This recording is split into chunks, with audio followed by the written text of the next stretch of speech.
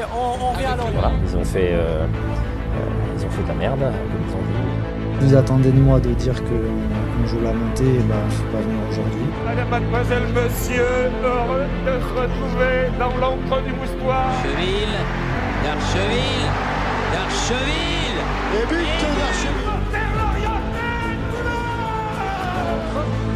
Oh, attention à cette remise. Le but exceptionnel de Benrahma. Lorient qui marque face au Paris Saint-Germain. Le but de Lorient de Kevin Monet-Paquet. Pour le Football Club de Lorient, Van Wesley. Avec deux Lorientais absolument seuls. Attention à Brielle et l'égalisation de Lorient face à Mamadou Sakho. Abriel qui va servir Kevin Gamero peut-être pour le but du chaos. Gamero et Lorient mène 3 buts à 2. Il y a peut-être 3 points à prendre si ça arrive jusqu'à Majid Waris. Le voilà, le ballon derrière de Majid Waris face à Tchalik qui va trouver le troisième but des Lorientais. Arnold de Bouemba qui permet à Lorient. Le Moine, pourquoi ne pas tenter sa chance? Lorientais qui va accélérer encore. Côté gauche pour Bozok de la surface. Frappe de Bozok et deuxième but. Sorte avec Ponceau, Claude Maurice, à droite, il y a une solution, Claude Maurice en solo, Mendes finalement servi, deuxième but, c'est parfait, bim pam poum, je te donne le ballon à droite, Mendes centre, pour Gaëtan Courtet, l'ancien Brestois, qui conclut cette action, c'est facile le football quand on joue comme ça. Bonjour à tous, le FC Lorient s'impose 4-0 à Metz dans un match passionnant, enfin pendant les 3 dernières minutes. Un match qui a été soporifique pendant 90 minutes. On va débriefer tout ça dans cet épisode spécial Taverne d'Or, en compagnie de toute l'équipe de la Taverne. On va commencer par Lucas. Salut Lucas. Salut les gars. Soporifique pendant 90 minutes, j'ai peut-être un peu abusé, mais toi t'as zappé entre le multi et ce match. Ouais, c'est ça, il y avait un peu plus d'enjeux sur le multi. On avait les anciens Lorientais, que ce soit dans des staffs ou sur le terrain, donc j'avais un peu envie de voir comment ça allait se dérouler. Et même sur le multi, c'était assez compliqué au début en tout cas. Ouais, je crois qu'il y a eu 5 buts en une mi-temps, un truc comme ça sur le multi. Ouais, Je me souviens. 4 buts. Je me suis couché à la mi-temps pour tout vous dire. Raphaël est avec nous également. Salut Raph. Salut à tout le monde. Est-ce que tu as peaufiné tes votes définitifs pour les Tavernes d'Or? Non, mais je garde le même cap à peu près. Ça va pas trop bouger. Ok, Donc, le suspense on verra ça tout à l'heure. Je pense qu'il y a un peu de suspense sur certaines catégories quand même. Une surtout, je pense. Ouais, on verra ça. En fin d'épisode, on passera directement aux Tavernes d'Or. Et puis, Pierrot qui est de retour après 1 ou 2 épisodes d'absence, j'ai un petit doute. 1, non? 1 sur 2 peut-être. Ok, de retour, en pleine forme. Oui. Plus de déplacements cette année, c'est fini?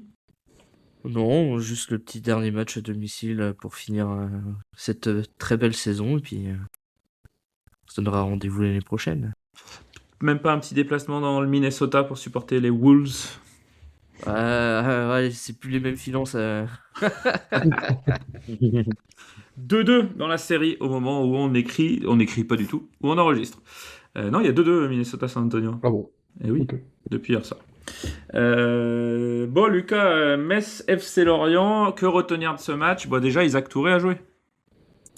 Oui, grosse nouvelle. Bon, on l'avait vu apparaître dans le groupe. Alors, je sais plus si c'était dès Strasbourg ou c'était face au PSG. Mais déjà, la grosse surprise générale.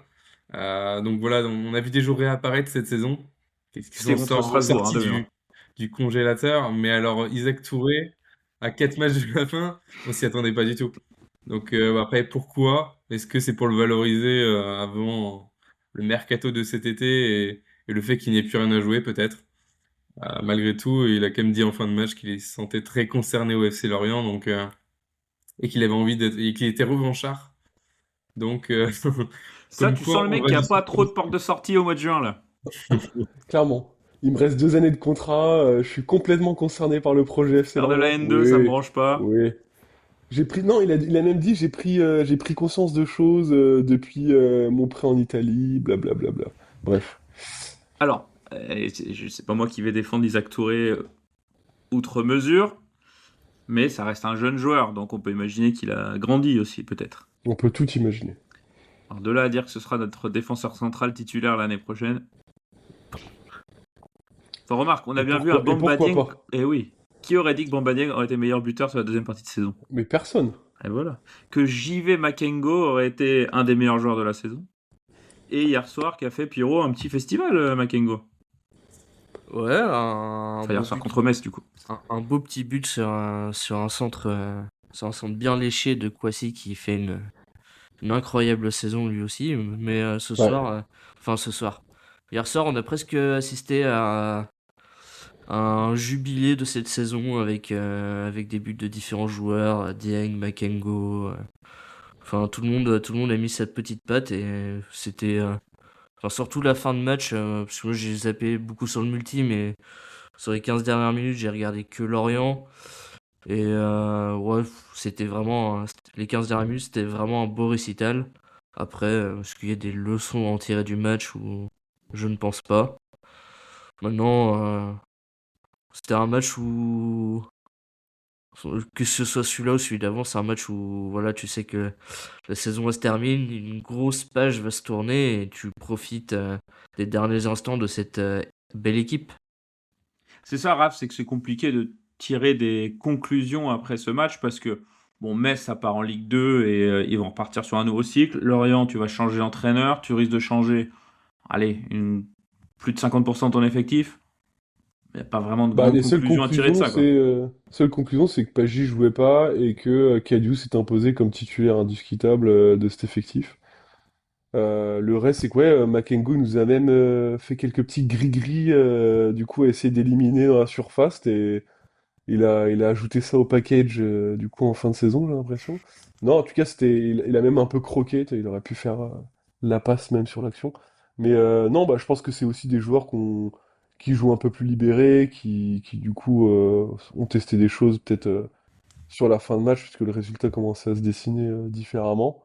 Mais ouais, les matchs, ont une saveur un petit peu différente parce qu'on est déjà un peu sur l'après, avec Pantaloni qui s'en va, avec une partie de l'effectif qui a des envies d'ailleurs. Du coup, les matchs sont plus compliqués à suivre avec un œil de supporter et même d'analyste, dans le sens où les enjeux sont quand même très limités, surtout face à un adversaire déjà condamné. Donc, match bizarre à suivre quand même. Ouais, et puis, allez, si, on va retenir quelques éléments dans ce match. Une super parade de Vogo juste avant la mi-temps. Ouais. Là, pour le coup, il sauve un but qui était tout fait pour Metz, quasiment. L'entrée d'Isaac Touré. Quand on voit qu'Isaac Touré a sa chance, ça dit quoi de Mobamba? C'est qu'il a vraiment dû faire quelque chose qui a dû marquer le staff pour autant être mis de côté. Ou alors que physiquement, il est totalement hors course. Que sa saison est totalement terminée parce qu'il a plus le physique d'un athlète sur ces derniers mois, je sais pas. C'est plus des suppositions que des infos.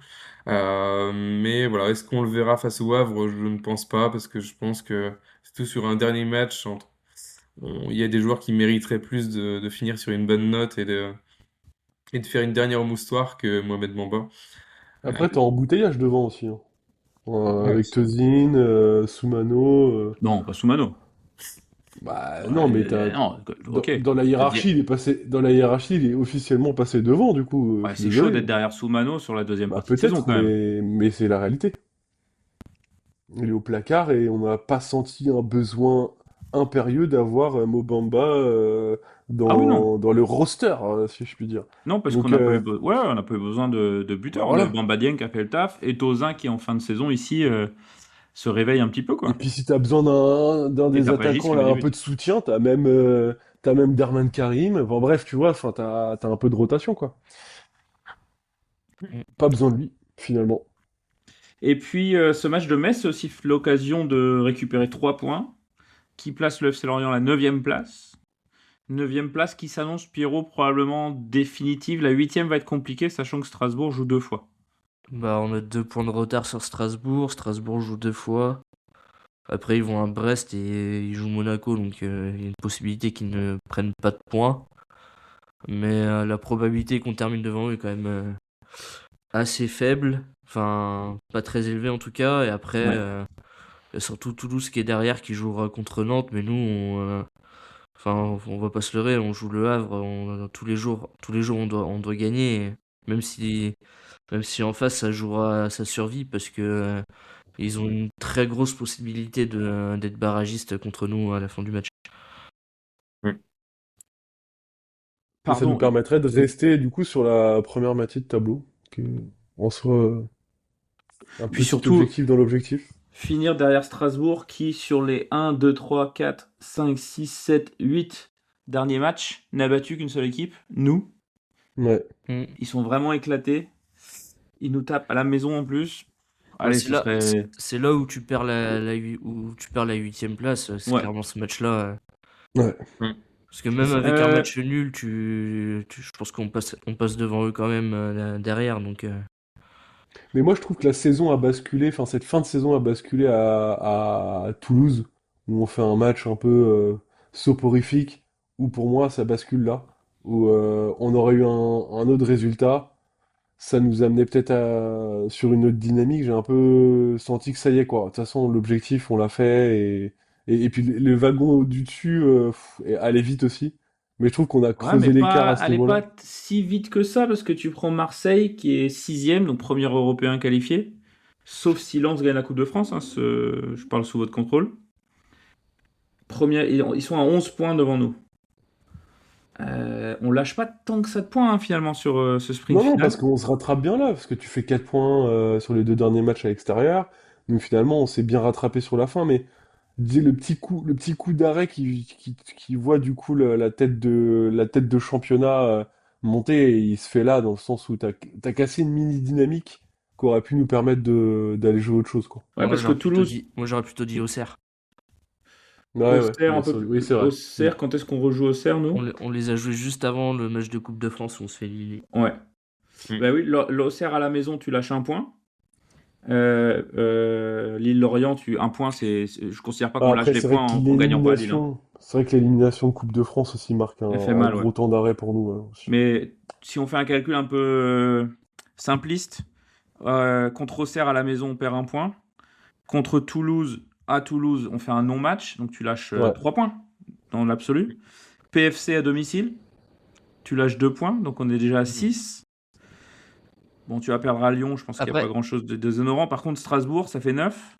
À Strasbourg, c'est gros, quoi. 9 et il reste un match. Et t'es à 11 points, tu serais à 2 points. Mais Strasbourg, c'était déjà joué. En fait, même en gagnant face à Strasbourg, t'étais. Mais disons que mathématiquement, on serait encore en train de se dire putain, il y a peut-être moyen d'accrocher un truc sur la dernière journée. Bon, si on avait gagné tous les matchs, on serait champion de France. Après, je me souviens qu'avant Lille, on avait fait un pronostic de tous les points qui nous restaient à prendre jusqu'à la fin de saison. On avait dit qu'on était entre 13 et 15. Et on est pile poil dedans. Ouais. Donc au final, on a notre range, on connaît notre équipe, on sait qu'on va perdre des matchs à la con bêtement, genre Strasbourg. Le match il est con, mais allez, tu vas chercher un point miraculeux à Lille. Ouais, c'est vrai. Enfin voilà. Et au parc, tu fais 2-2. Ouais, moi, je pense que c'est surtout si tu joues pas plus haut cette saison, c'est les matchs à la con que tu perds à Angers au match aller, l'égalisation de Nantes à la dernière minute chez eux. Ouais. C'est les matchs comme ça où tu perds les plus gros points, je trouve, et voilà quoi.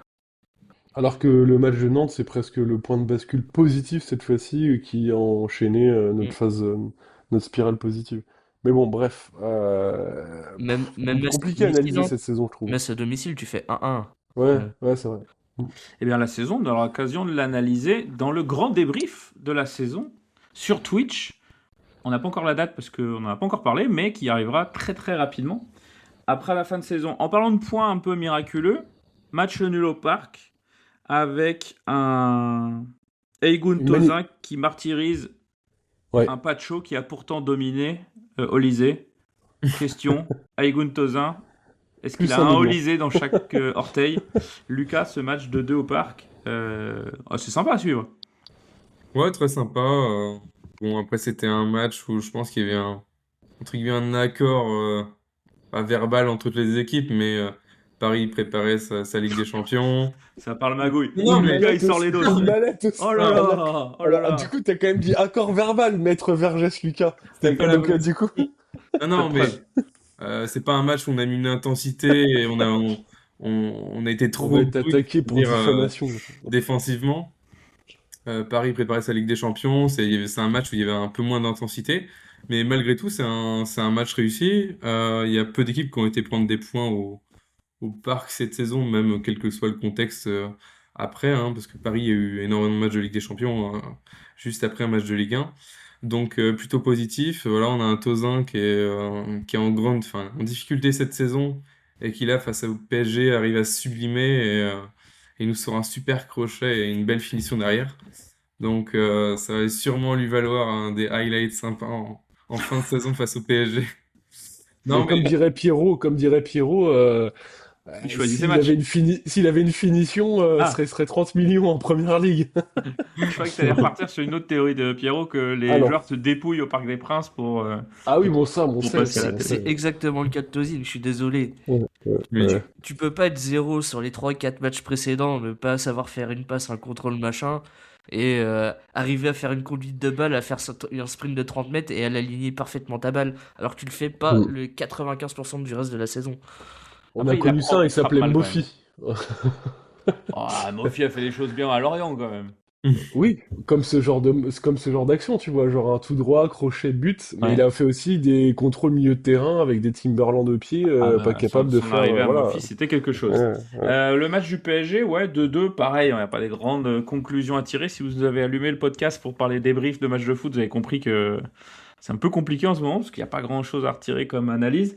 2-2, et puis en plus, Raph, ça te concerne au premier chef, une belle banderole des Merlus de Paris, qui est bien passée. Bah On l'a vu ouais, sur Beansport, en long, en large, en travers. bah ouais, Des petite belles bâche images. sympa là, de 10 mètres sur 3, fait avec le collectif des Merlus de Paris, là, on l'avait fait la veille, non loin du Trusquel, notre QG. Donc histoire de passer un joli message au coach et le remercier aussi pour les services rendus.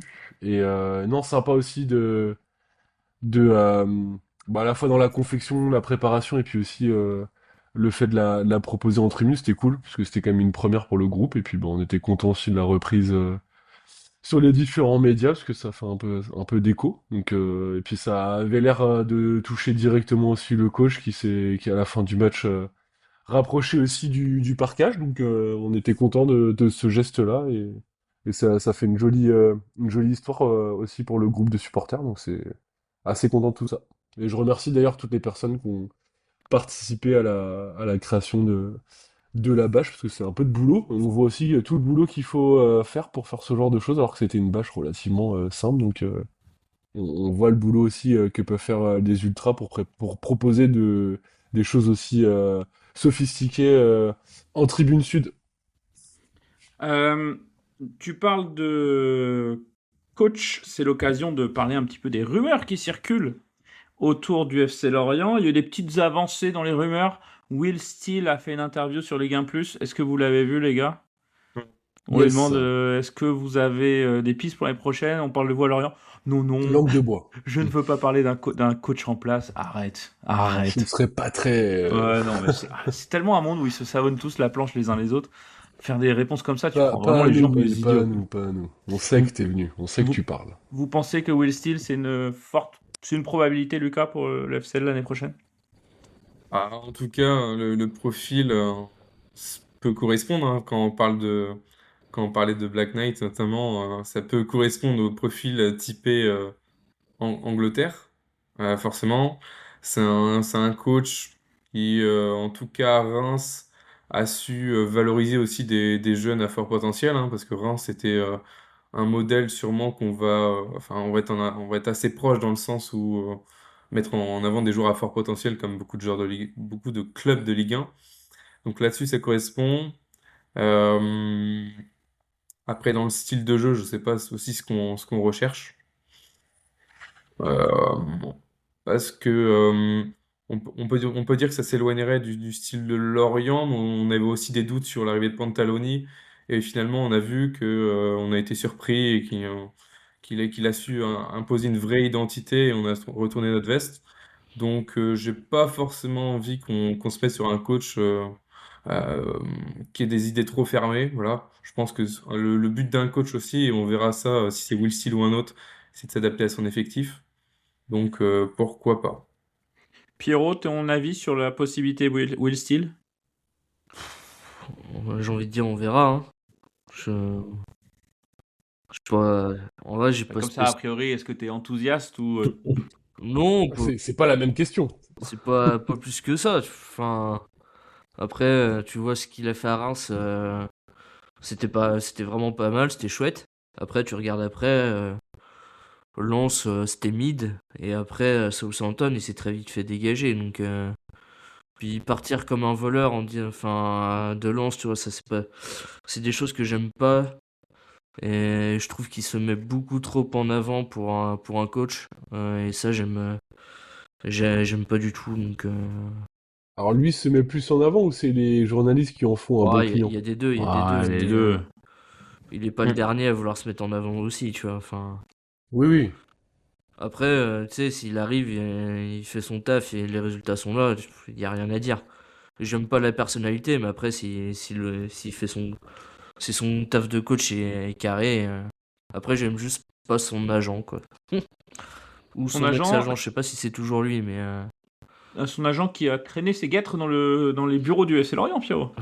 Ouais, qui a traîné ses guêtres et qui a fait feu de tout bois au courant des années 2015-2016, on va dire. Le prime FC Lorient, tu parles évidemment de Franck Hayes, pas du tout, Alex Hayes. Pardon, Alex Hayes, ouais. Excuse-moi, Franck Hayes. Alex Hayes. Ouais, après, moi je trouve Will Steele, ce sera bien pour le podcast parce qu'il y aura forcément des imitations à 2 balles à faire. Déjà, en mélangeant un petit accent belge et de l'anglais. Que serait le premier coach qu'on aurait récupère. Coach, podcast coach en vie, du coup. En vie, en activité. Non, pas en vie. Non, mais sous contrat. Bah, après, Ouais, c'est sûr ouais. que ça sera un bon client. Ça, c'est Bah, en vrai, on a tout fait dans le podcast sauf l'entraîneur Ouais. en poste. Bah écoute, ce sera le challenge Ouais. pour le prochain.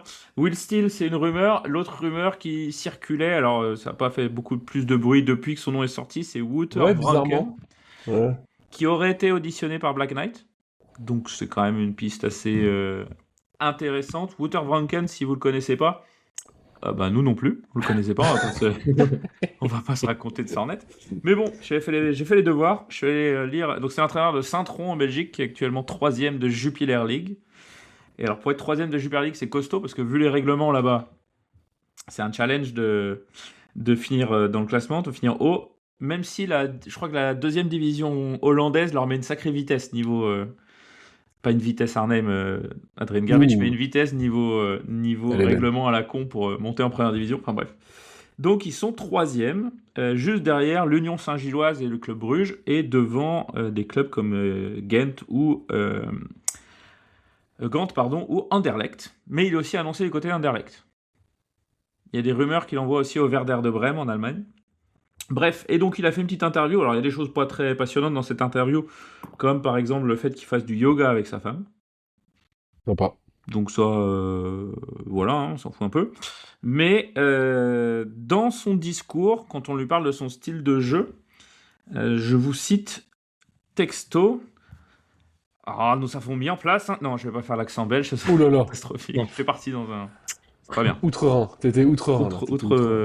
Outre Kiev. Nous avons mis en place un style de jeu dans lequel les gars ont trouvé du plaisir. Quand on fait du sport, l'amusement, ça doit être quand même toujours rester la priorité absolue. C'est quand même plus facile de se donner à 100% pour quelque chose qu'on aime faire. Quand t'étais gamin une fois, t'as pas commencé le foot avec l'idée de bétonner devant le but. Si t'as commencé à taper dans le ballon, c'était pour marquer le plus de buts possible. C'est ce que nous essayons de faire. Ça vous rappelle quelqu'un, ça ? Un petit peu. Saint-Tron a marqué 47 buts cette année. Voilà, et on a encaissé 35. Bon, c'est en tout cas une philosophie qui a l'air plutôt Lorient compatible, là, pour le coup, Lucas. Ouais, c'est ça. Bon, après, on va toujours se méfier des discours. On a pu être trompé un peu dans le passé. Mais en tout cas, dans les mots, on s'y retrouve. Effectivement, quand on compare à l'ADN de Lorient, et même finalement par rapport, même si on compare à cette année, on a souligné plusieurs fois que le staff, finalement, a toujours essayé de valoriser le collectif, d'essayer de concerner un maximum de joueurs, même si ça se voit un peu moins sur la fin de saison. On voit que les remplaçants sont de moins en moins concernés pour certains. Mais en tout cas, de créer une osmose et voilà, parce que de redonner peut-être aussi le goût du football à certains joueurs qui l'avaient peut-être perdu avec leur situation personnelle au club. Donc ça peut être une certaine continuité, en tout cas sur cet aspect-là, après à voir comment ça peut prendre forme, et à voir aussi comment on arrive à convaincre un coach, puisque, comme tu l'as dit, il y a d'autres clubs intéressés. Donc pour ça, il va falloir avoir un projet clair, des joueurs qui peut-être qui s'engagent aussi à rester, parce que sinon c'est forcément un entraîneur qui arrive dans un club où il y a énormément de fins de contrat, où il y a des joueurs qui veulent partir et où la structure n'est pas encore totalement éclaircie, bah forcément ça donne pas envie et ça peut lui cramer sa carrière, d'autant plus que, enfin, je sais pas où il en est dans sa carrière, ce coach-là, mais si là il est sur une pente ascendante et qu'il arrive dans un club qui est lui en pleine transition, est-ce que c'est le meilleur choix? Mais je sais pas. Et puis, ce serait un entraîneur étranger au FC Lorient. Il n'y en a pas eu non beaucoup dans l'histoire du FC Lorient, il y en a eu 2. Angel Marcos. J'allais vous demander qui étaient les 2. Alors évidemment, Angel Marcos, c'est le seul trouvable, hein, on va pas se mentir. Ouais, j'aurais Le pas eu le premier, deuxième. Non, t'as pas un mec de l'Est, un Polonais ou j'allais dire un Tchécoslovaque? Tchécoslovaque, mais à mon avis, à Ouais. l'époque, c'était pas tout à fait la Tchécoslovaquie. On est en 1929 et c'est Joseph Loquet. Ouais, ok. D'accord? On va pas Source? partir Non, dans je un regarde. Mais quel pays, du coup? source Wikipédia, bah, ce qui était la Tchécoslovaquie à l'époque. Tchécoslovaquie, ok. Donc, si tu veux, je peux chercher vite fait parce que j'ai un petit doute. J'ai Non, pas mais envie, je en fait, rigole, j'ai je pas envie de rigole. dire une énormité. Donc, on va fouiller rapidement ce qu'était, pendant que je meuble, ce qu'était la République tchèque en 1929. Bah, ça devait être la Tchécoslovaquie, du coup. Mais c'est Tchécoslovaquie en 26. T'as l'air très sûr de toi. Bah. Je vois pas ce que ça pourrait être d'autre. Ok, Tchécoslovaquie. Bon, bah écoutez, parfait. Mes excuses. J'allais partir dans un truc un peu plus border, mais Ah, on a bien, ok, on a non. bien fait de fact-checker tout ça. Voilà, donc autre nouvelle, Dembaba ne viendra pas. La piste est officiellement morte et enterrée. Pierrot, une réaction? J'ai l'impression qu'il y a 36 000 pistes qui s'ouvrent et qui se ferment depuis 2 mois. Et qui se réouvrent et qui se referment. Donc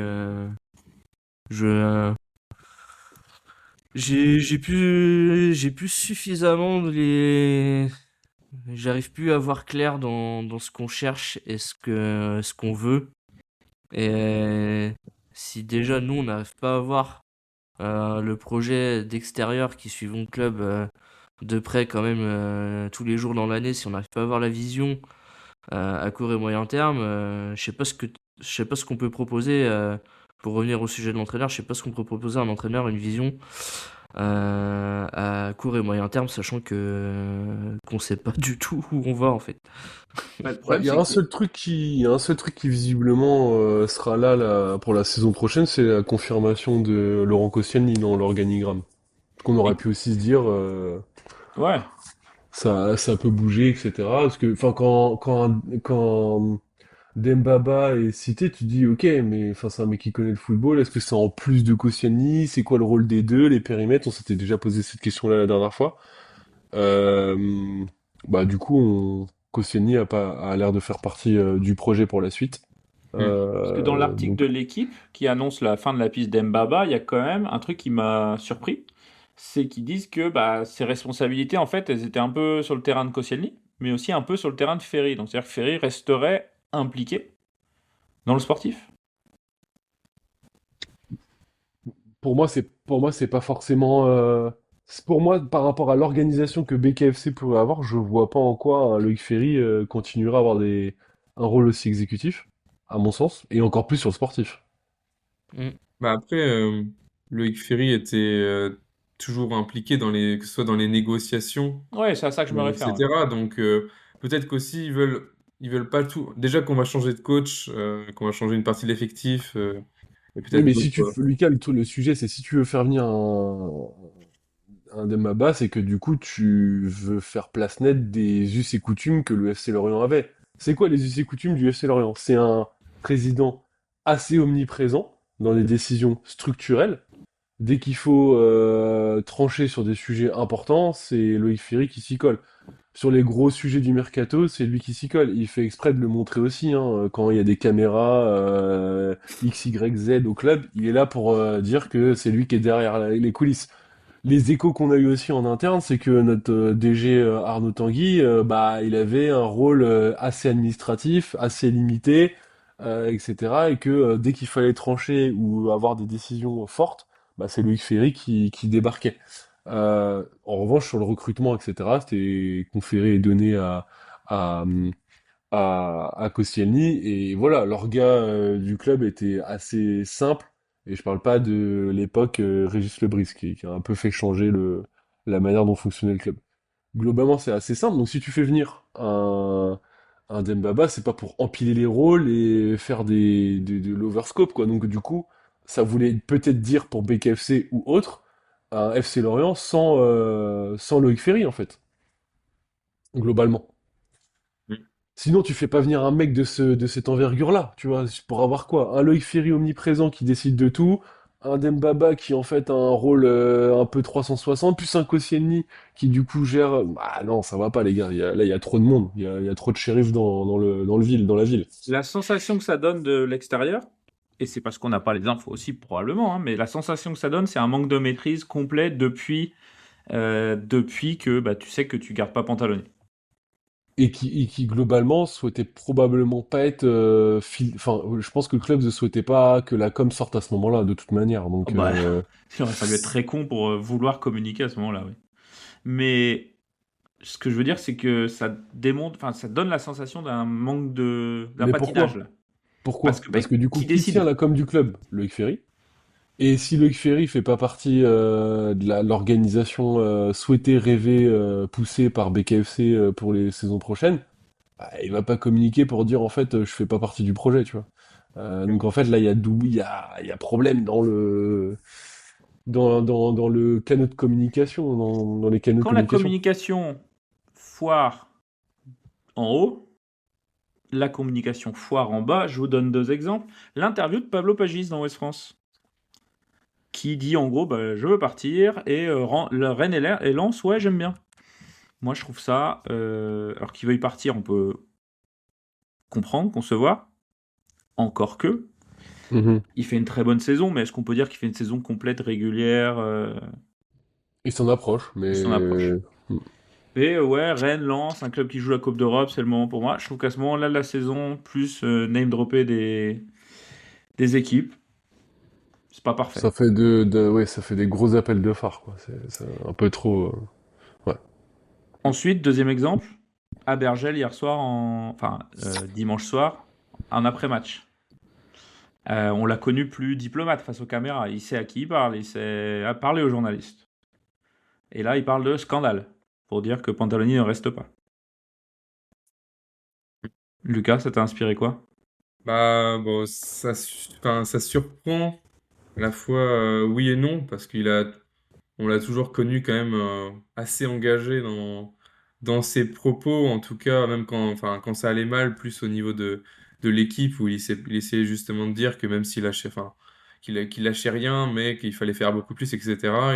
C'est quand même été un capitaine qui sait s'engager dans les médias, mais là, finalement, s'opposer directement à la direction, entre guillemets, c'est un peu le sens de son message, hein, parce que voilà, c'était pas envers son coach qu'il en voulait, évidemment.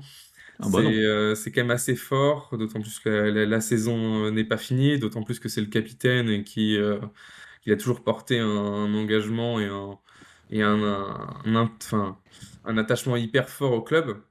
Donc, donc là, ça montre ce qu'on dit un peu depuis quelques minutes aussi, c'est que c'est pas forcément clair en interne, même si moi je voulais tempérer sur certains sujets parce que Je t'en prie, un, tempère. un club en difficulté, enfin pas en difficulté parce qu'on n'est pas en difficulté, mais un club où il y a justement un flou, il y a toujours ce jeu des agents, des médias et on va dire du côté de chacun qui essayent de tirer de l'intérêt de leur côté. Donc forcément, on entend tout et son contraire et on croit que le club maîtrise rien alors que finalement, c'est un peu chaque board qui essaye de tirer un peu d'attention dans les médias. Donc voilà, je voulais un peu tempérer là-dessus.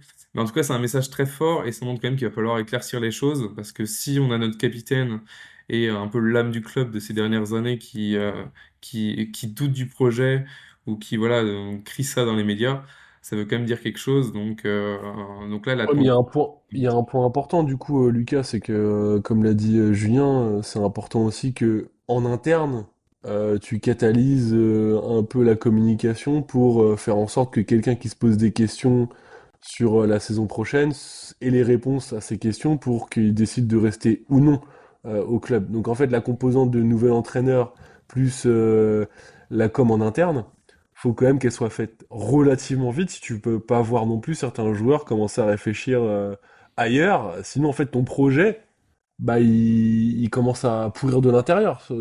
Enfin, il y a 2 mois, c'était très facile de garder tout le monde concerné si le projet était clair. Là, ça commence à être difficile, d'autant plus que tous les joueurs vont être relâchés dans une semaine. Donc en fait, là, tu tiens plus aucune com, à part deux, trois textos que tu vas envoyer ou des appels que tu vas passer. Donc en fait, là, à un moment donné, va falloir communiquer si tu veux garder une partie de ton effectif sur qui va reprendre les rênes, dans quelle organisation et c'est quoi le projet là-dessus. Alors, je pense que peut-être qu'ils avaient des pistes et peut-être qu'ils pensaient l'officialiser, peut-être qu'ils attendent la fin de la saison pour le dire. Bref, il va plus falloir trop traîner pour poser une orga globale là-dessus, quoi, de toute manière. On se répète un petit peu, mais le temps tourne. C'est ça. Et puis nous, après, on fait les infos qu'on a aussi, hein. Peut-être qu'en interne, tout est clair là-haut à Bournemouth, ils Peut-être qu'ils savent ont déjà exactement ce qu'ils trouvé, veulent. peut-être Ouais. qu'ils ont un accord, peut-être que ça a pas. Mais bon, j'ai un peu l'impression qu'à chaque fois qu'un entraîneur signe, ça tombe très rapidement dans les médias. Et Je puis pense que s'il y avait eu signature, on l'aurait su cette semaine, on indirectement. apprend que Cahuzac vient de refuser le poste. Oui. Donc ça veut dire qu'il était plan A, si on le lui a proposé. Cahuzac qui Alors ça refuse dépend, le poste. est-ce qu'on lui a proposé conjointement avec la propale de Pantaloni et ou après le refus de Pantaloni ou le refus du club vis-à-vis de Pantaloni? Là en tout cas, A et B c'est dehors. Donc en fait les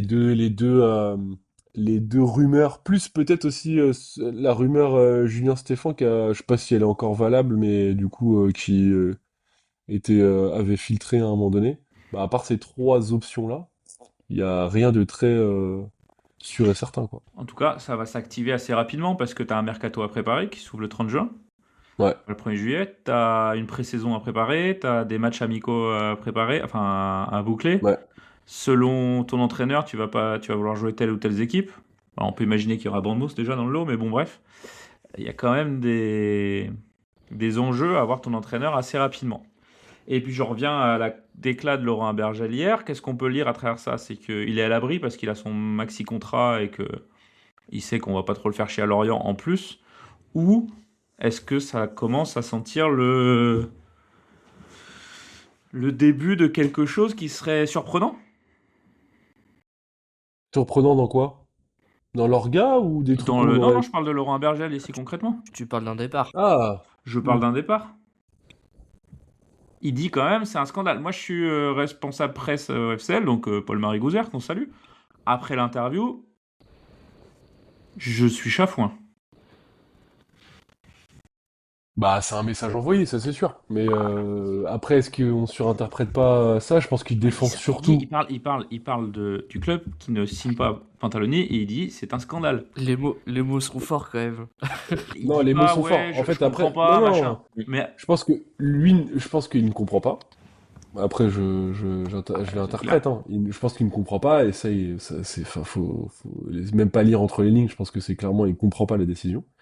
Deux, je pense qu'en fait, c'est aussi une posture de protection vis-à-vis de quelqu'un qu'il estime, et et passe pour ses qualités humaines, sportives, etc. Trois, il voit aussi l'effet néfaste que ça peut avoir sur le groupe, bâti aussi autour de lui, hein, parce qu'il joue un rôle clé aussi dans ce côté fédération et effectif. Et quatre, bah, c'est le flou artistique qui se dégage de cette non-décision, de cette décision du club sur la suite. Donc il sait aussi qu'il va perdre des mecs qui étaient autour de lui les prochaines saisons, donc ça change sa propre histoire au FCL. Est-ce que tu gardes Talvi? Est-ce que tu gardes... Bah non, pas juste, tu vas pas le garder. Est-ce que Non mais, souvenez-vous aussi de ce qu'il nous avait dit à notre micro, la gaieté qu'il avait au fait de jouer avec Enzo Lefebvre, du fait d'être entouré de gars bien, du fait de... Tu vois, enfin, il aime les gens, il aime les coéquipiers autour de lui, et il aime aussi travailler pour des gars qu'il affectionne et pour qui il a un affectif sportif aussi, tu vois. Enzo Lefebvre, il nous l'avait dépeint comme le gars trop fort, etc. Il était trop content de jouer à côté de lui. Bah là, je pense que c'est pareil avec un Pagis, et je pense qu'il est très content de jouer, tu vois, même avec un Cadieux, je pense qu'il doit prendre son pied de jouer en binôme avec lui. Donc, je pense que c'est difficile, je pense, pour des gars comme ça, même si c'est le propre du football professionnel, tu vois, de toujours reconstruire, etc. C'est fatigant. Bah, Toi qui es prof aussi, Julien, bah, nouveaux élèves, etc. À chaque fois, tu reconstruis aussi, tu vois, avec de nouvelles personnes, etc. Il y a peut-être une petite fatigue, tu vois, ou une lassitude de se dire tous les 2 ans, rebelote, tu vois. Ouais. Donc, Comme celle voilà, des je vois supporters. aussi une lassitude, mais aussi une non-compréhension, une protection de Pantaloni, et même lui, sa situation qui évolue fortement, du coup, parce que qui dit qu'il sera forcément titulaire indiscutable avec un autre coach? Ouais, il y a ça aussi. Pierrot, t'allais ajouter quelque chose? ouais, j'avais envie d'ajouter, je pense que depuis qu'il est à Lorient, c'est sûrement la meilleure saison du point de vue collectif. Mm. T'as jamais été aussi haut. Et qui te dit que en gardant le coach, en gardant tout le monde l'année prochaine, en ne faisant pas la même erreur de rater le début de saison de cette année, de pas faire une saison incroyable la saison prochaine et pourquoi pas accrocher l'Europe dans 2 ans. Il est plus tout jeune non plus. Je pense que tu vois, il y a peut-être un enjeu sportif où cette année, pendant l'équivalent de 2 mois, j'ai eu l'impression, même si personne ne le disait, je pense que On y a tous pensé. ils y ont pensé, ils y ont Ils y pensé croyaient. à se Ils qualifier y en croyaient. Europe. On va pas se leurrer. Ils À y un moment croyaient. donné, on y était tellement près que tu es obligé d'y penser. Donc je pense que tu as ce côté-là de te dire, ah, on a presque touché Un le truc sympa. Graal et paf, tout s'arrête et tu vas repartir à zéro comme le dit Raph. Et ça doit te casser les couilles. Plus Bah, ton Abergel nous cardio. l'a dit, hein. Je sais plus si c'était au théâtre ou à notre micro. Il avait dit, putain, ce serait cool. Je crois que c'était au théâtre. Ce serait cool qu'un jour je joue autre chose que le maintien, tu vois. Ouais, Et pour le coup, c'est la première fois. ouais. Chez Et tu nous, passes à rien d'une demi-finale de coupe. Et quand tu vois les mecs que t'aurais joué qui étaient des branques, bon, même s'ils nous ont battus derrière, mais tu passes vraiment pas loin d'un truc encore plus cool, quoi. mm. Donc on peut comprendre la frustration. Je persiste à dire que le mot scandale est pas anodin. Et que. Alors, on n'a pas d'infos, on vous le dirait, mais il y a des choses. D'ailleurs, ça, voilà un petit peu l'actualité autour du club, c'est déjà pas mal, mine de rien. Et puis ce qu'on pouvait vous dire à date sur le futur du FC Lorient, en tout cas, ça a annoncé une post-season hyper intéressante. On va pouvoir faire pas mal de podcasts là-dessus parce qu'on aura donc le grand débrief, quand on aura le nouvel entraîneur, la preview de la saison, enfin, tout va s'enchaîner assez vite. Et puis comme on est en Coupe du Monde, je sais pas quand on reprend la saison. C'est peut-être un peu plus Un tard que peu, d'habitude, sans doute. non, à peu près pareil. Mi-août, fin août, je crois. Mi-août. Bon, bah, ça devrait être sympa. Ça devrait être sympa à suivre. Pour ne rien rater de la post-season de la Taverne, évidemment, abonnez-vous à ce podcast, pardon. Mais surtout, connectez-vous au Tipeee. Soutenez la Taverne. Ça nous permettra d'être toujours plus indépendants et toujours plus vivants l'année prochaine. À partir d'1 € par mois, TTC, non déductible des impôts, faut pas abuser quand même. 1 € par mois, vous pouvez soutenir le projet. Donc rendez-vous sur le lien Tipeee en bas dans la description de cet épisode. Sinon, vous allez sur Tipeee, la Taverne, vous devriez nous trouver. Il est donc temps de passer à la cérémonie que le monde du foot nous envie, je pense, Lucas. Ah oui, non, mais tout le monde attend ça. Enfin, cet épisode, c'est le plus attendu de la saison, donc là, ça va être la délibération. En tout cas, nos choix.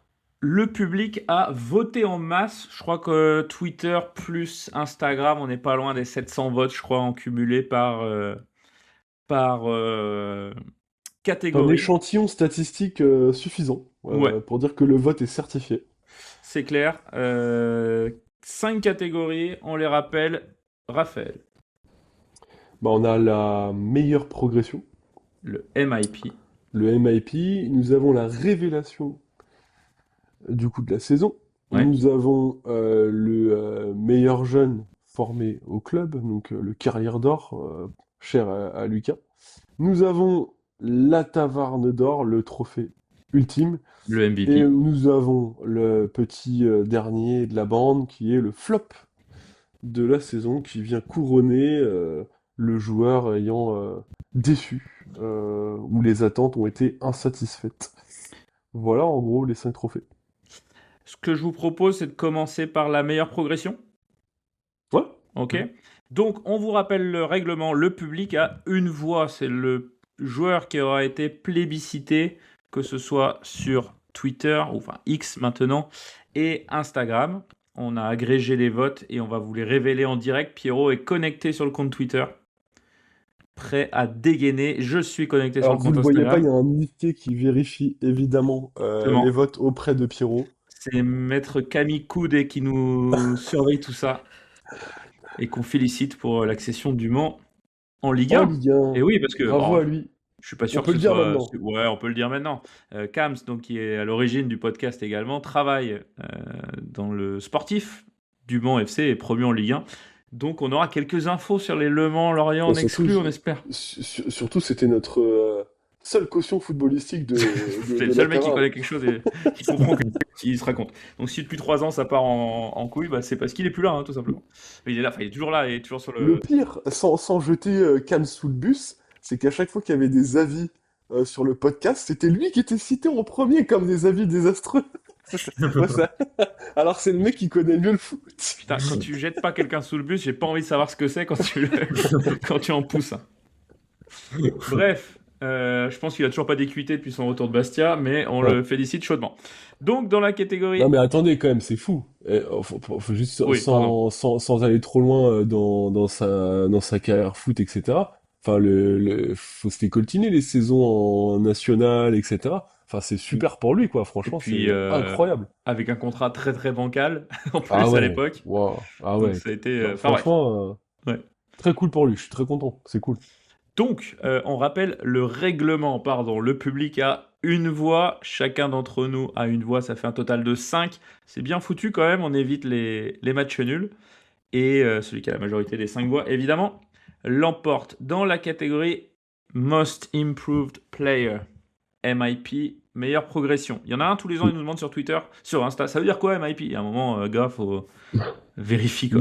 Les nommés sont. Les nommés sont Bamba Dieng, Théo Lebrise, Jean-Victor Makengo et Igor Silva. Alors, on commence par le vote du public. Pierrot, sur X, ça a voté pour... Bamba Dieng à 62%. Et sur Instagram, ça a voté pour Bamba Dieng également à 57%. Derrière, on en retrouvait Théo Lebris. C'était les deux principaux. Donc, le vote du public va pour Bamba Dieng. Bamba Dieng. Lucas, quel est ton MIP de la saison? Tu as le droit d'argumenter, évidemment, Bien et sûr. d'apporter un peu de contenu. Ça fait que 45 minutes qu'on enregistre, donc en fait, on a besoin de... On va rajouter des trucs. Moi, il y a donc, bien sûr, les deux premiers choix du public. Moi, c'était vraiment le débat que j'avais aussi dans ma tête. Ce que j'ai aussi pris en compte, c'est est-ce que le joueur que je vais mettre, je vais peut-être le mettre dans une autre catégorie.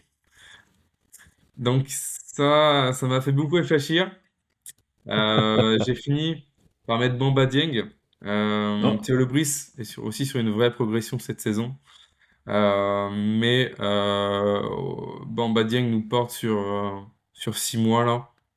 Même si c'était pas le seul, mais en tout cas comptablement, il a été hyper important, hyper impliqué. Et puis on avait vraiment besoin de lui pour faire cette deuxième partie de saison, hein. Donc pour moi, ça a été vraiment un joueur qui a changé la saison parce qu'il a eu énormément d'impact. Donc voilà, je le mets devant Théo Lebris pour ça, même si Théo Le fait une saison respectable.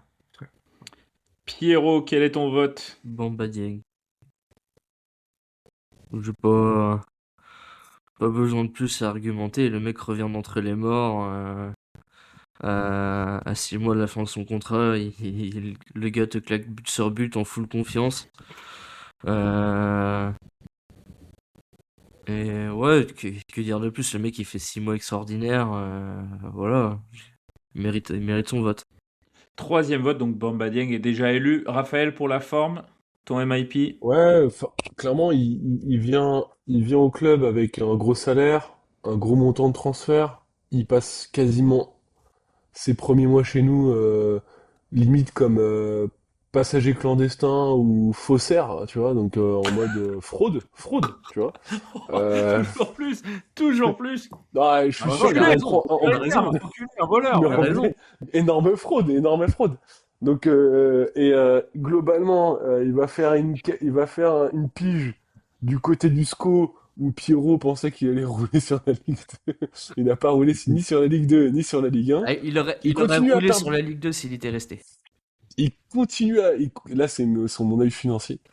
Il continue à perdre de la valeur en début de saison. Ah. Et là, Donc, plus 5 millions au compteur. Après ces 10 buts, ces 10 réalisations en Ligue 1, sans oublier les quelques buts mis en Coupe de France, parce que ça part de là hein, aussi. Merci à l'AS Gosier d'avoir remis notre Dieng à l'endroit. Non, enfin franchement, Théo Lebrise, grosse progression parce qu'il s'est vraiment imposé sur ce poste de piston et on est content de l'avoir eu cette saison à notre micro.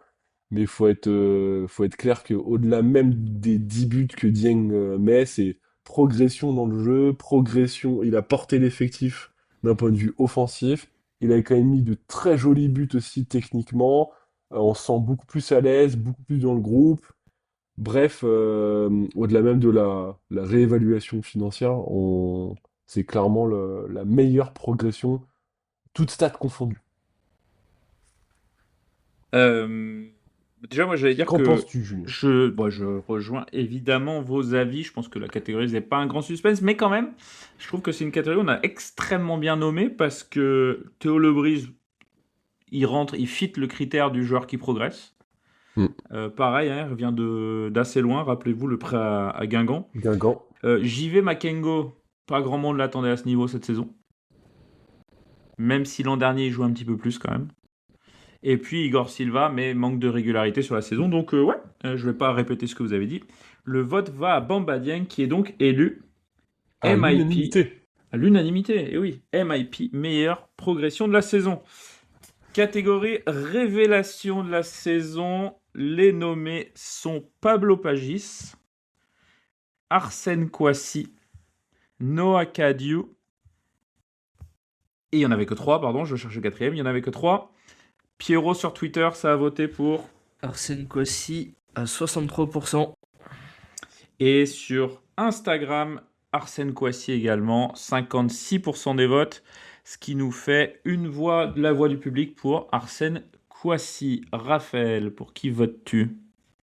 Eh ben, je vais me ranger derrière le public, puisque globalement, c'est un joueur qui a explosé chez nous assez vite, qui s'est imposé là où il y avait de la concurrence, puisqu'il y avait quand même un Yongwa à son poste, pas n'importe qui, puisqu'il sort quand même d'une très grosse saison de Il l'a Ligue mis 2. sur le banc, voire même... Mais franchement, de vous à moi, j'étais presque surpris du coup des choix et du coach aussi aussi vite dans la saison. Et globalement, il nous a fait, le coach nous a fait mentir hein, dans le sens où derrière, Kwasi a déroulé très tôt dans la saison, avec un léger passage à vide, je dirais, en cours de saison où il est, voilà, c'était un peu plus compliqué pour lui, mais il finit super bien. Mais surtout, il a très très bien débuté. Je dirais même que c'est le seul qui était au niveau au tout début de la saison où on était vraiment à la cave. C'est le seul qui dénotait offensivement, notamment en portant énormément de danger. Il finit avec une ribambelle de passes décisives, beaucoup de pénétration, un vrai piston dans l'âme, de la combativité. Donc très franchement, surpris parce qu'il s'est imposé super vite et il a jamais lâché ce poste-là. Donc ça en fait une définition pas trop mal pour révélation de cette saison. Pierrot. Bah, pareil, hein, Kwasi, et j'ai rien à rajouter de plus. Je pense que Raph a été totalement complet sur sa Troisième voix pour justification Kwasi. de son vote. Lucas. Je vais également voter Arsène Kouassi, hein, sans trop de suspense. Voilà, Noah Kadiou aurait pu rentrer dans le débat, mais en Ouais. fait, finalement, il y performe et il joue surtout depuis mi-décembre, début Ouais. janvier. Donc, forcément, Arsène Kouassi, comme l'ont dit les gars, finalement aussi, c'est un joueur hyper important dans ce système-là, parce qu'on n'avait pas de vrais ailiers. Donc, si on n'avait pas eu ces joueurs-là, enfin, même sur les deux côtés, euh, la saison n'aurait pas été pareille. Donc, je vote Kouassi. Vous vous rappelez des Tavernes d'Or saison 2015-2000... Non, 2020... Oula. Ouais, non, je suis parti trop loin là. La saison où on descend en Ligue 2, 2023-2024, où on cherchait des mecs Voilà. à mettre dans les catégories. On a filé un MVP à Bergel, on sait pas trop pourquoi, il fallait bien le donner à quelqu'un. Ça fait du bien d'avoir des catégories comme ça, où on a plein de monde qui fit le profil. On était quand même Ben, content de le récupérer. Mais oui, bah, il n'y a pas de petit profit, il n'y a pas de petite victoire, mais ouais, Kadiou, moi, s'il avait fait la saison complète, ça partait chez Kadiou, mais en effet, Kwasi, c'est un no-brainer, comme disent nos amis je d'ESPN. pense que ce qu'il a manqué à Kadiou, c'est peut-être un ou deux matchs vraiment de référence, un peu plus costauds, etc. Je trouve dès qu'il a pris le poste, il a montré de l'assurance au fur et à mesure, mais ça arrivait, comme l'a dit Lucas, un peu Puis en plus, maintenant qu'il met tardivement. des buts à la Pipo Inzaghi, Ouais, c'est vrai. Mm. incroyable. Mais, On est content. mais ouais, peut-être une ou deux références un peu plus, enfin, match référence, là où Kwasi a vraiment éclaboussé, je trouve, plusieurs matchs. Arsène Kwasi est donc la révélation de la saison. Devrait peut-être pas concourir dans la catégorie MVP l'année prochaine, parce qu'il faut bien faire rentrer la moula dans les caisses. Arsène Kwasi, bon, on risque de le voir partir quand même, hein. C'est assez Ouais, probable. c'est possible. Et en même temps, il faudrait éviter les syndromes du genre Arthur Avom qui surperforme une saison, on le vend pas et l'année après, Ouais. donc et Arthur Avom c'est pas le seul, on a eu d'autres. Là, Arthur Avom c'est celui qui me venait à l'esprit rapidement. Troisième catégorie, le Kerlier d'or, 2 nommés uniquement. Donc on rappelle pour les deux du fond qui suivent pas, le Kerlier d'or c'est le joueur formé au FC Lorient. On avait Pablo Pagis et Théo Lebrise. Pierrot, pour qui as-tu voté? Alors moi j'ai pardon, voté vas-y. pour Pablo Pagis, mais le public a également voté pour Pablo Pagis sur Twitter avec 87%. Ben, 87% également sur Instagram. Donc Pablo Pagis récupère deux voix d'entrée. Lucas. Pablo Pagis également, hein, donc on valorise toujours un peu Tous les plus les joueurs trophées vont être à offensifs. l'unanimité, c'est quoi ce bordel là? Non, on valorise toujours un peu plus les joueurs offensifs, hein, mais bon, ils font une saison Attends. exceptionnelle. Attends. Oh, les dingueries qui se préparent là. Les attends m'ont fait peur. Pablo Pagis, moi aussi Pablo Pagis. Toi, Raphaël. Eh ben, Pablo Pagis qui, en vrai, est-ce que on aurait validé un tel niveau à son retour de prêt du Stade Lavallois? Est-ce qu'on aurait pensé imaginer un tel Gardons niveau en ce Ligue que 1? je te propose, puisqu'il est nommé pour la catégorie MVP et qu'il y aura peut-être du débat. Gardons les arguments. Oui, Pablo mais là, Pagis, je veux MVP. rentrer dans la logique de Lucas qui voit le petit joueur frêle, etc., sorti de ses classes Le petit poulet de flux, Brest je sais là, pas de quoi, quelques voilà. semaines. Est-ce qu'il pensait vraiment que ce petit Gadjo, il puisse, voilà, non, voilà. Non, en vrai, c'est cool de voir des joueurs aussi.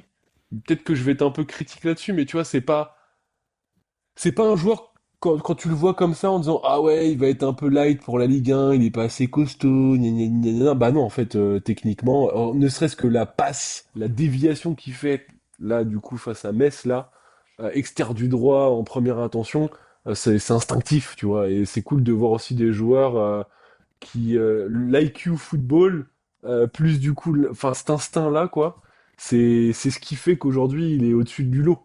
Et c'est cool Ouais. de voir dans une Ligue 1 ou un football qui joue de plus en plus sur du pressing, le gegenpressing, la vitesse, la rapidité, le physique, etc. En fait, il y a encore des joueurs qui arrivent à dénoter avec autre chose que ça. Donc, petit point bonus pour ce carrière d'or. Ouais.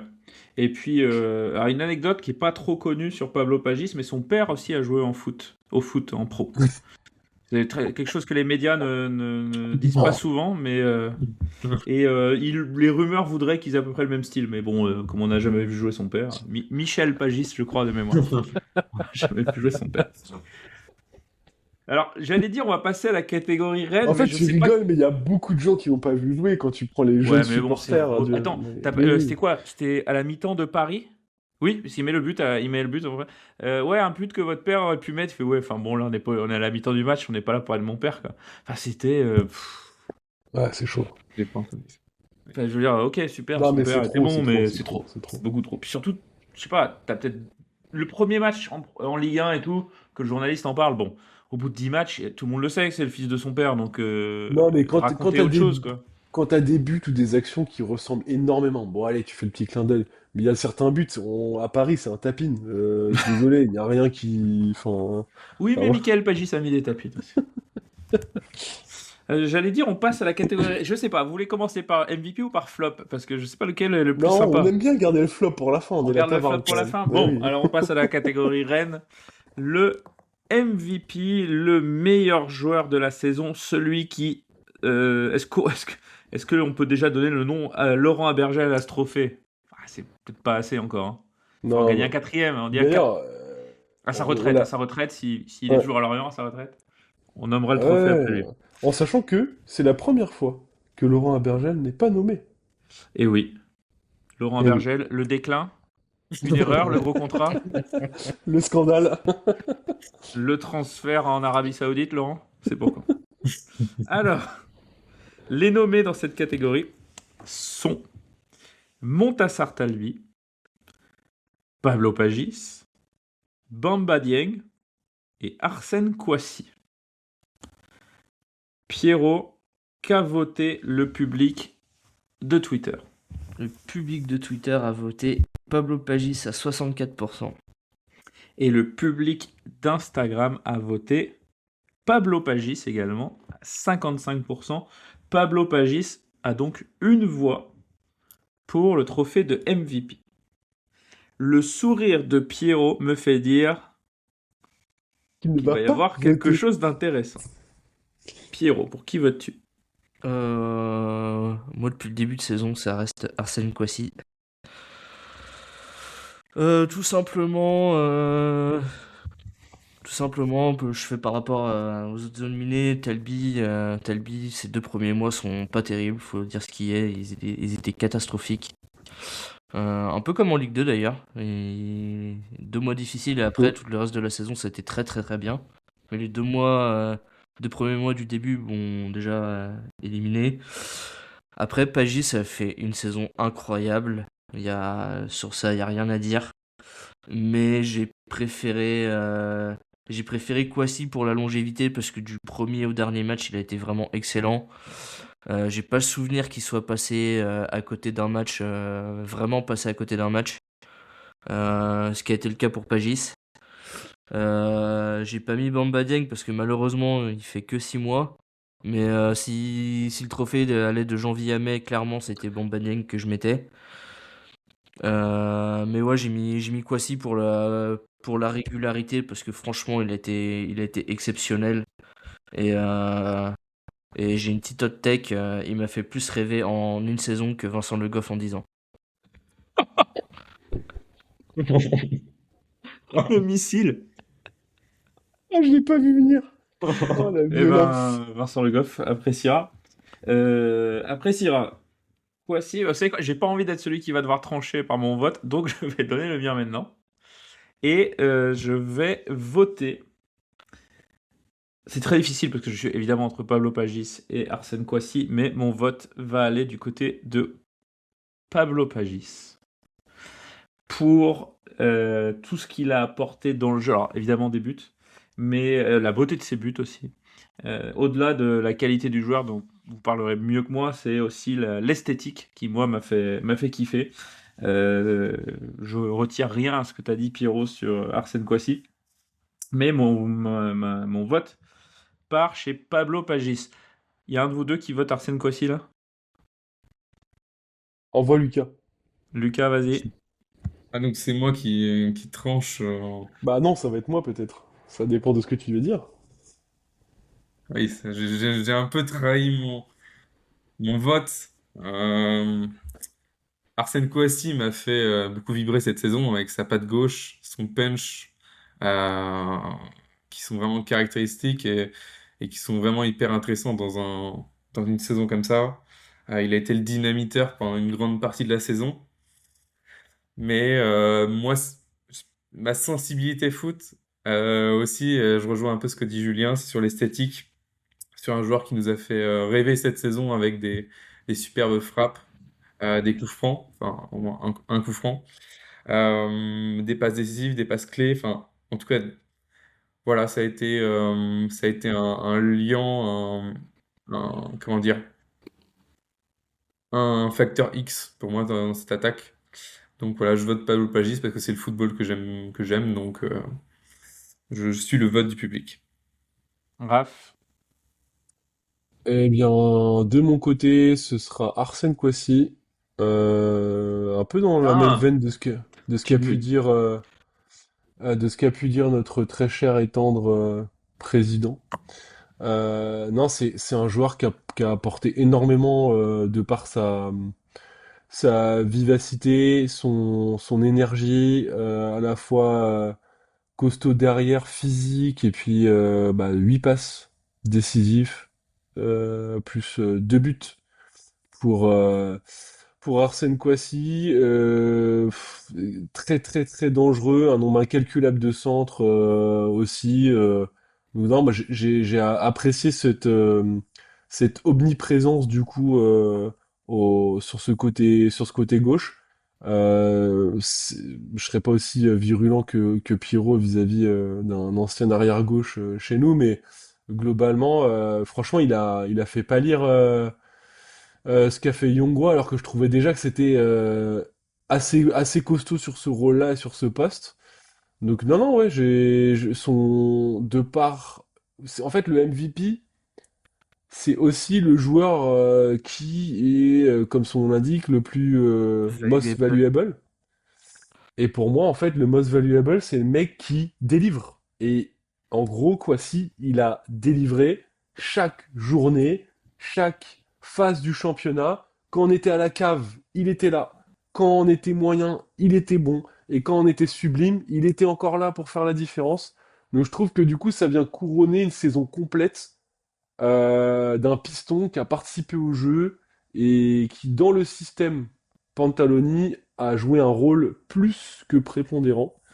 Donc, mon vote va chez Arsène Kouassi. Et qui d'ailleurs vaut 10 millions également, selon Transfermarkt, tout comme Pablo Pagis.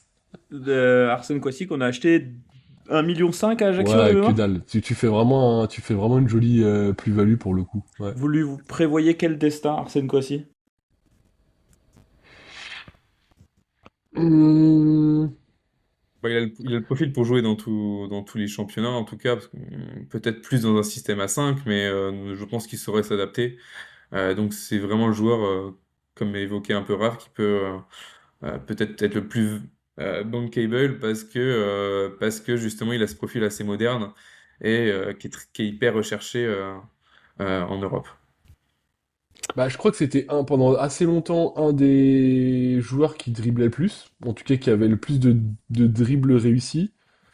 C'est le joueur qui centre le plus chez nous, et c'est le joueur qui a subi le plus de fautes chez nous, ce qui est rare quand même pour un défenseur, enfin un piston. Ce qui veut aussi dire qu'il mettait la défense adverse souvent à défaut.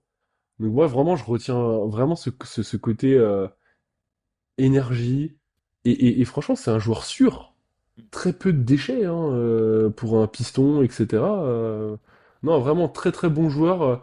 Et ouais, il faudrait qu'il trouve un système qui puisse, dans un autre club, hein, où il puisse autant jouer de ses qualités, sur tout le côté gauche, quoi. Donc je sais pas qui. où est-ce qu'il peut jouer en piston. Mais franchement, et je suis assez d'accord avec Pierrot sur un point assez agréable de le voir jouer parce que c'est aussi ça le football, c'est aussi prendre les espaces, jouer sur sa ligne là, jouer sur la, jouer sur toute la largeur et venir défier son vis-à-vis. Donc assez sympa aussi d'avoir ce genre de profil. En tout cas, un trophée de MVP donc, qui ira chez Pablo Pagis, qui a 3 voix, et un trophée qui a été très disputé. Ça fait longtemps qu'on n'avait pas eu un tel scénario avec Ce, 2 joueurs à ce, égalité. ce Enfin, serait très intéressant de proche. voir qui fait 2 et 3 sur les votes sur les réseaux. Alors, sur Instagram, deuxième, c'est Kwasi, avec 30% Mhm. C'est Kwasi aussi en deuxième. qui est assez logique.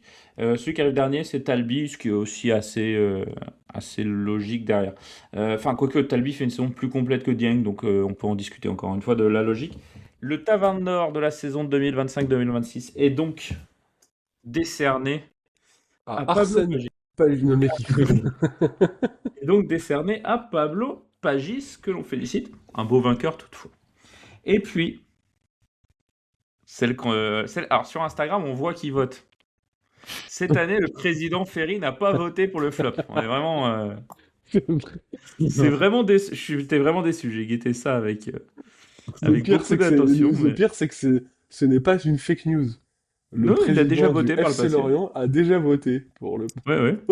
flop de la saison. Oui, il avait voté On sait qui? Moi, je sais en tout cas. Oui, mais on l'a dit ou pas? Je sais plus. Non, on l'a pas dit. Non, On on l'a l'a pas pas dit. Je dit. préfère pas. Non, Je préfère d'accord. pas pour garder intacte sa valorisation actuelle. Ça, tu veux dire sa valorisation. D'accord. En tout cas, il a pas Ceux voté. qui nous suivent comprendront. Ouais, Voilà. c'est surtout pour garder sa très bonne cote chez nos amis transalpins. Et la Bah oui. cotisation. Oui. Et aucun. Enfin voilà, il n'y a pas grand monde du club qui a voté pour ce concours. Donc, dans les flops, nous avions, parmi les nommés, nous avions Nathaniel Adjei, aka le joueur dont on ne sait pas pourquoi on a dépensé 8 millions. Nous avions Eigun Tozin, aka le mec, une fois qu'il est nommé, il décide de se mettre en mode MVP.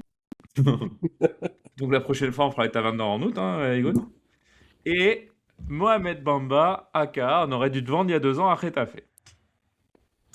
C'est le parfait Du côté- exemple du deuxième exemple que tu cherchais pour Avomebong. C'est Ouais, c'est clair. Mais lui, pour le coup, il a fait que 6 mois excellent, quoi. Mais le vendre au bout de 6 mois, ça aurait été. Ouais, mais bon. Mais on aurait eu raison. Mohamed Bamba remporte le prix du public sur Instagram, 71%. Et exactement pareil sur Twitter, avec le même taux de pourcentage. Donc la voix du public part chez Mobamba. Raph. Moi, je pense que je vais mettre Adjei. Oh. Alors là, celui-là, je l'ai pas vu venir. Ouais, parce que c'est quoi Si tu dis c'est quoi un c'est- flop, je te jure, je dissout le Non, podcast. je vais Chaque arrêter sur année, quoi. je vais arrêter sur ce débat-là parce qu'on n'est jamais d'accord. Non, mais concrètement, enfin, c'est quoi le bilan? C'est quoi le bilan d'Adjei, s'il te plaît, sur cette saison? C'est éclaté au sol. Une fin de saison correcte. Arrête. Allez, 3 matchs, quoi. Ouais. Est-ce que c'est Franchement, on aurait presque pu mettre faille, hein. Dans les flops? Ouais. Non. T'es dur. Bah, je suis. Bah, non. pas tellement? Bah, franchement. Bah non, mais faille, attends. Non, non, le c'est pas t'as- parce que Théo Lebris nous a dit qu'il savait jouer au foot que c'est pas un flop, tu vois. Non, c'est pas Franchement. ça. C'est Faye. Qu'est-ce que t'attendais de Faye? C'est un jeune qui découvre le très haut niveau, qui est prêté par un club allemand. Mais Il a jamais joué là-bas. t'attendais à avoir de vrais centraux dans une défense à 3. On a joué avec Silva et Yongwa pendant 10 matchs et limite ils ont fait mieux que ce qu'on a eu pendant un certain clair, temps. c'est clair. Ouais, non, mais à franchement. Faye, c'est un joueur qui découvre le haut niveau et qui a été perdu et qui fait. Je Même en vois pas Coupe Faye de pire France, qu'Adjei. même en Coupe de France, quand il est rentré, il s'est fait secouer. Ben oui, parce que c'est un très jeune joueur. Voilà. Mais bref, on Bon, parle pas de bref, Faye, là, tu Adjei. parles d'Adjei. Donc toi, tu Nathaniel votes Adjei. Adjei. Ouais. C'est pas un mauvais vote, je pense. Oh, il n'y a pas de mauvais vote. Pierrot. J'ai longtemps hésité. et et je rejoins Raph sur un truc. Et moi, je vais mettre Faye. Mais il est pas nommé. T'as pas J'en ai rien à foutre. Ah ouais, non, J'en ai rien à non. foutre. J'en ai rien à foutre. Non, il est pas nommé. J'en ai rien à foutre. Mais si, tu Mais peux pas. Non. Ah non, parce que du coup, bon, ça changera rien. Alors, est-ce qu'on peut pas permettre au président une entorse de ce type Bah non, on peut pas, bien entendu, c'est impossible. Moi, je dis juste qu'il s'est rangé derrière Adjei. Mais bon, après, voilà. T'as Adjei, Tozin ou Bamba. Franchement, à Pierrot, on aurait pu faire un perfect, parce qu'on avait on aurait voté la même chose sur tous les sujets. Dommage. Après, si tu veux mettre dans les trois, je mettrais forcément Adjei. Mais pour moi, Faye, rapport, attente, prestation catastrophique et le fait que ce soit un catcheur plutôt qu'un footballeur. Mais il était pas nommé. C'est que tu l'as pas nommé, hein, je te rappelle. Parce que j'oublie de le nommer au moment où tu me l'as demandé. Voilà. Et ben voilà. Qu'est-ce que je te dise, moi? Les nominations, c'est là où il fallait ramener ta fête, mon gars. Il était à Cracovie avec Lucas, là, je sais pas. Au moment où tu m'as demandé les nommer pour les flops, tu sais ce que j'ai fait? Il y a Raph qui a envoyé ses flops avant, j'ai fait juste copier-coller. Bah bravo. C'est pour ça que t'as voté la même chose. Voilà, donc je suis navré. Vous écoutez, auditeurs de la taverne qui dépensaient sur le Tipeee sans compter. Vous découvrez la honte. Moi qui pensais que Pierrot avait un libre arbitre, bah finalement, voilà. Pas Tout du le tout. monde est... Voilà, Donc pas du Nathaniel Adjei a 2 voix. Mohamed Bamba a la voix du public.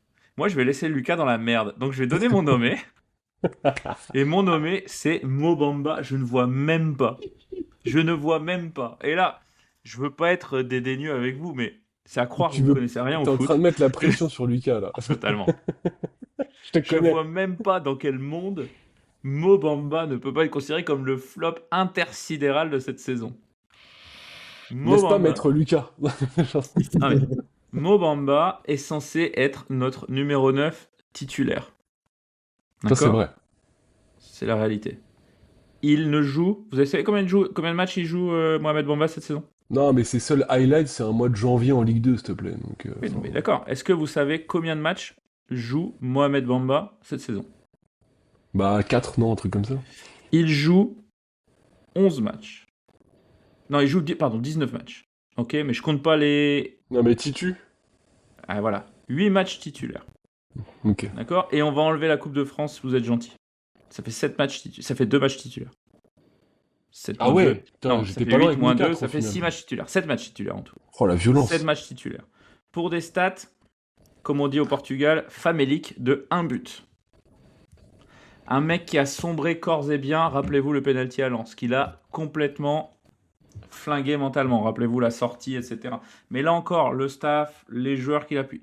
Et puis, ça n'a pas trop été bruité dans la pièce, ça a fait un entrefilet de Baptiste Cognier en Ouest France. Mo Bamba sanctionné pour des problèmes à l'entraînement. Enfin, problème. Et on l'a plus jamais revu. Et si jamais il fallait en rajouter, on a revu Isaac Touré. C'est vrai. Avant Mo Bamba. Pour toutes ces raisons, Mo Bamba est mon flop de la saison. T'as revu C'est le placard Isaac d'or Touré de... avant Mo Bamba parce que à son poste t'as un mec qui surnage devant, jamais tu le fais rentrer. Bah ouais, mais regarde quand Soumano et Guez depuis... Il y a plus de concurrence devant. T'as plus de concurrence. Et Tozin tu compares, il a même pas sa chance, quoi. Tu compares Touré qui a sa chance sur 3 postes à Bamba qui a sa place sur un poste. Oui, mais Pierrot, il y a un moment où derrière Dieng jouait pas 90 minutes. Donc il y avait de la place pour jouer 10-15 minutes. Et t'as vu avant Soumano qu'enchaînait les matchs catastrophiques et Tozin qu'enchaînait les matchs catastrophiques, même s'il a fait du mieux sur la fin de saison. Mo Bamba, 0 minutes. 0. Non, il n'a pas joué un match depuis Brest, il me semble. Ouais, après, c'est l'argument que tu prends en avant. Moi j'ai pris Moi, quand je Il a dû faire une Chouameni dans le vestiaire. C'est pas possible. Je sais pas ce qu'il a fait. Mais moi, quand je mets par exemple un Faye ou un Adjei dans mon flop, c'est parce que les mecs sont fait bencher à un moment par des Igor Silva et des mecs qui sont même pas à leur poste et qui ont été meilleurs qu'eux. Les mecs, à partir du moment où ils reviennent dans le 11, c'est au moment où en fait on fait de la merde. Donc clairement... Je conçois ton argument, je l'accepte. Néanmoins, c'est Mo Bamba qui reçoit mon vote. Donc, sur la catégorie la plus serrée de la saison, la décision finale va revenir à Lucas. 2 votes pour Mo Bamba, 2 votes pour Nathaniel Adjei. Si tu pouvais éviter de nous voter pour Rigout Dozin, tu ferais quand même, rendrais un fier service. Après, Alors, c'est quoi? C'est la voix du public Qui c'est compte, bon. ouais. Ok. à l'écoute de vos arguments, j'aurais pu changer d'avis parce que voilà, vous avez tout déballé. Oh, Et il il y a eu, prépare. il y a eu un débat qui était intéressant. J'ai failli me faire influencer par certaines personnes. Mais que je ne nommerai pas. mon choix va rester le même. Alors, je vais juste détailler vite fait mon choix, rapidement, parce que voilà, faut laisser un peu J'ai durer l'impression que c'est un exposé de classe, tu Non, sais. non, vas-y, non, t'as raison. Non, mais Maintiens le suspense. Nathaniel Adjei, il joue un peu plus de matchs cette saison que Mohamed Bamba. Cependant, Adjei s'est fait passer devant par des joueurs, comme l'évoquait rapidement Pierrot, je crois, sur la fin, comme Yongua ou Igor Silva, qui sont des latéraux, enfin même des pistons, Mais oui, qui mais sont quand vous le venus dites comme ça, oui. de bons défenseurs centraux cette saison. Et Igor Silva, en jouant au poste d'Adjei, nommé meilleure progression de la saison. Je te jure, tout est là. Tout est là. Voilà. Alors que finalement, Igor Silva, quasiment toutes les années précédentes, à part en Ligue 2, enfin, il a déjà été, en tout cas, dans les flops de la saison. Ça a été un joueur qui a été critiqué, notamment en Ligue 1. Et là, il est devenu un défenseur correct, voire bon en Ligue 1. En plus de ça, Adjei ne réussit pas une saison, dans une moitié de partie de saison qui a été très bonne, donc où le poste de défenseur est beaucoup moins exposé, et où du coup, finalement, on a trouvé que chaque joueur défensif avait un bon niveau, mais alors que ça aurait été totalement différent dans un contexte compliqué, parce que avoir des latéraux en défense centrale, ça aurait pas pu tenir si on était si on était plus exposé, en tout cas, défensivement. Pour Mohamed Bamba, je l'ai beaucoup critiqué cette saison parce que j'attendais beaucoup de lui. Mais là, ce qui m'a fait douter, c'est que le poste de numéro 9, c'est un poste un peu plus compliqué que les postes de défenseur central.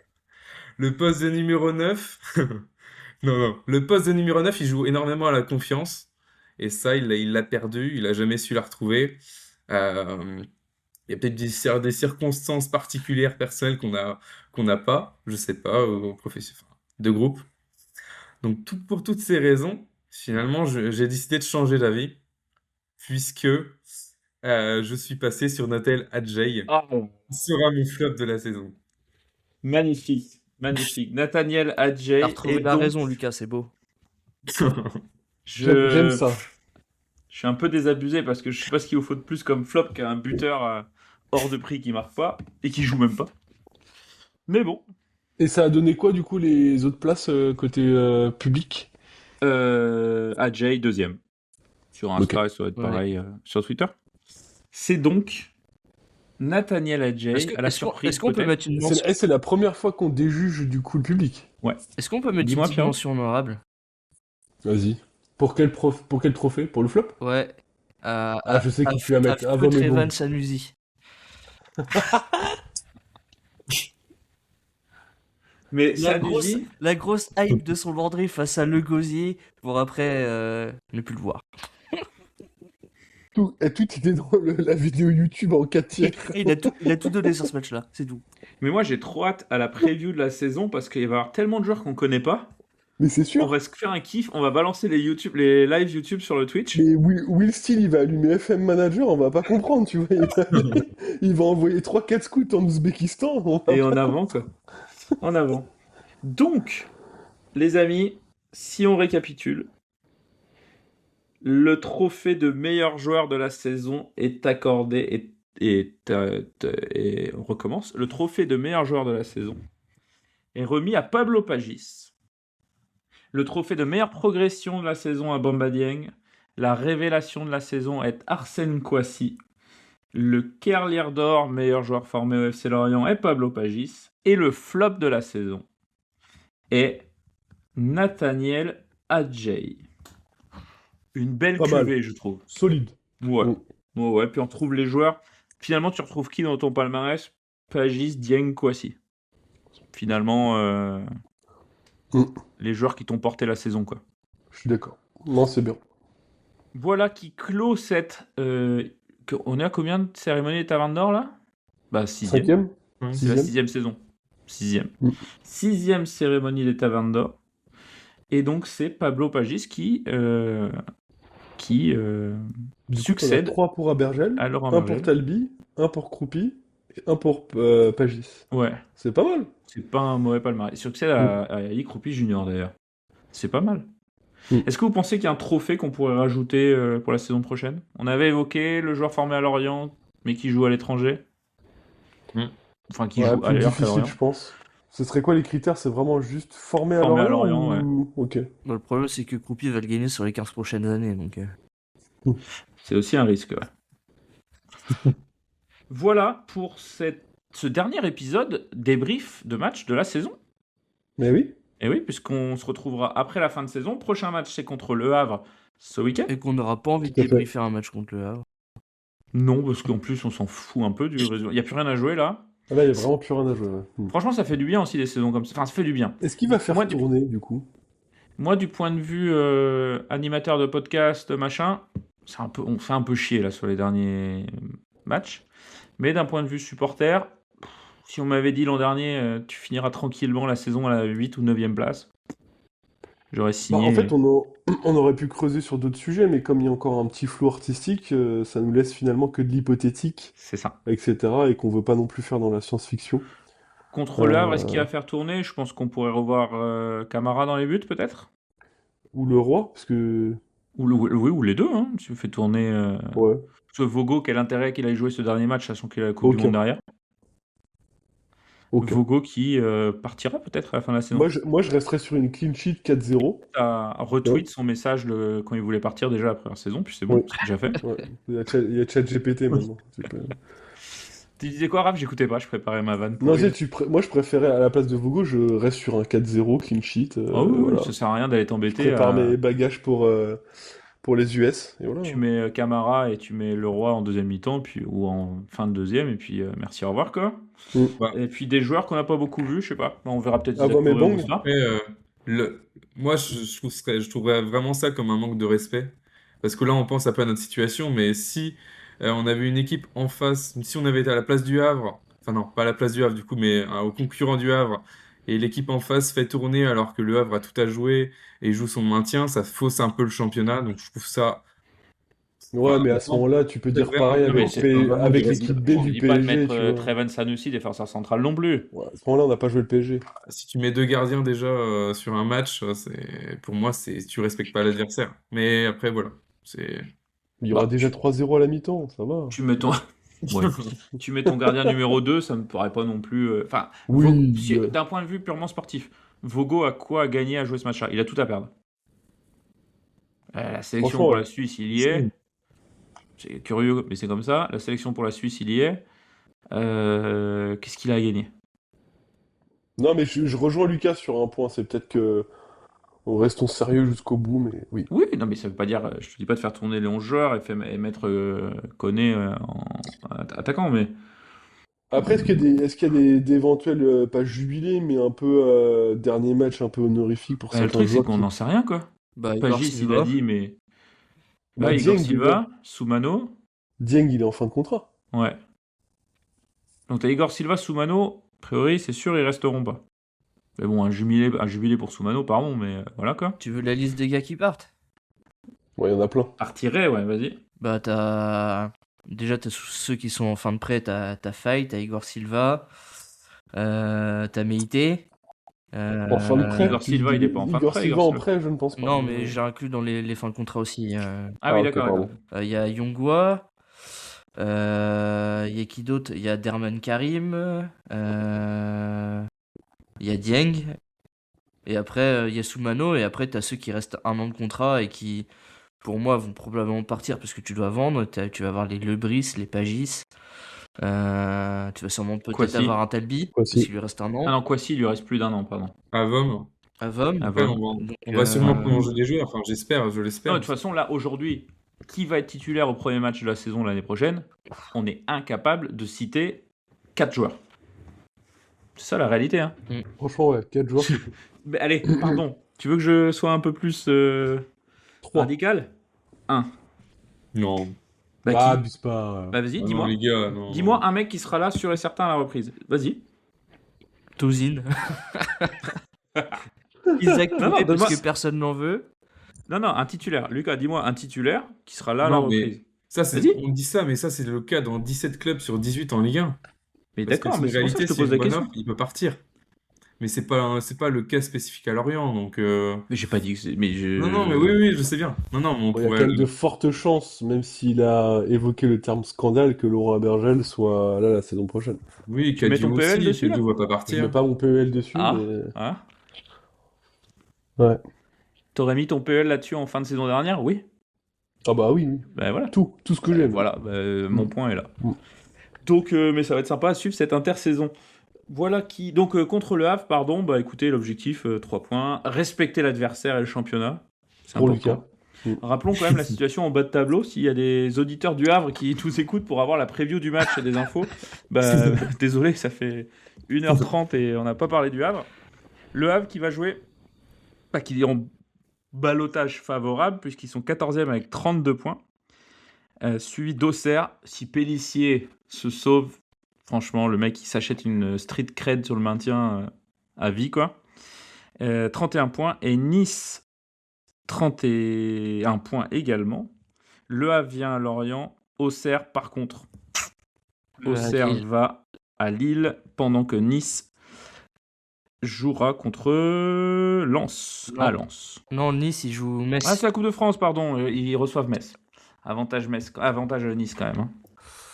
Avantage Nice, et je voyais un peu le truc venir depuis quelques semaines. On en a une autre, mais pour moi, le Havre, ça finit barragiste. Hein. Ça veut dire que Auxerre c'est nul. Auxerre a juste besoin d'un nul pour passer, et pour passer devant le Havre si le Havre perd. Et Auxerre a une largement. Bah, ils ont que 2. Oui, parce qu'il y a 2 buts d'écart Auxerre a de le l'avérage. côté psychologique d'avoir gagné leurs 2 derniers matchs, d'être dans la bonne dynamique. C'est un avantage en plus. Et le Havre, ils ont joué tous leurs adversaires directs. À chaque fois, ils ont fait match nul. Ça fait depuis 2 mois qu'ils n'ont pas gagné un match. Et puis pour moi, même si on n'a plus rien à jouer, on doit les torpiller. J'en ai rien à foutre à un moment donné. Ah bah oui, bah bien sûr. Bah bien sûr. Si on peut envoyer, C'est l'amiral Danzig qui parle. si on peut envoyer l'équipe en barrage, ça peut. Même si j'ai rien contre eux, c'est toujours un petit kiff. Ouais, après bon, s'ils partent en barrage pour 2 buts, c'est quand même dommage pour eux, mais bon, après tout, on est passé par là, chacun sa merde. On a fait pire. Supporters du Havre, on vous souhaite quand même un bon match.